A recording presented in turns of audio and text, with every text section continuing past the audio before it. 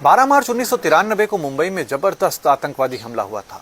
भीषण bomb blast हुए थे जिनमें हजारों हिंदू मारे गए थे और अरबों की संपत्ति स्वाहा हो गई थी। ये भारतीय इतिहास के ऊपर हुआ भीषणतम आतंकवादी हमला था।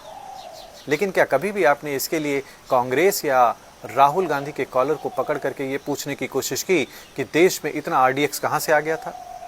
40 टन आरडीएक्स, 2000 हैंड ग्रेनेड और 150 AK-47 दाऊद इब्राहिम ने एक पाकिस्तान से आईएसआई की मदद से भारत में भिजवाया था। और जिन जहाज़ों से ये सामान आया था उनके नाम थे बिस्मिल्लाह, अल सदाबहार और मारवान। और ये गुजरात के वलसाड़ और दूसरे 2 पोर्ट के ऊपर उतरे थे। वलसाड़ में उस समय जो कांग्रेस का अध्यक्ष था उसका नाम था मामू मियां पंजू मियां, और वो एक व्यापारी था और उसी ने व्यापार के नाम पर, कलपुर्जों के नाम पर दुबई और पाकिस्तान से ये सामान आयात किया था और बाकायदा इसकी ड्यूटी भी अदा की थी। उस समय कांग्रेस के जो ट्रांसपोर्ट मिनिस्टर थे गुजरात में, मोहम्मद सुरती, उनका नाम भी इस ब्लास्ट से जुड़ा था और इन दोनों को ही सजा भी हुई थी। ये दोनों इसी मामले में जेल भी गए थे। बाद में 2 ट्रकों में ये सामान भर करके मुंबई भेजा गया और वहां पर यह भीषण आतंकवादी हमला हुआ।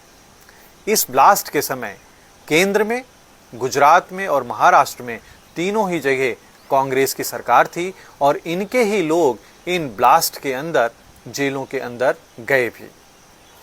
अभी ये सत्ता से बाहर हैं, इसलिए साधु बनकर के घूम रहे हैं।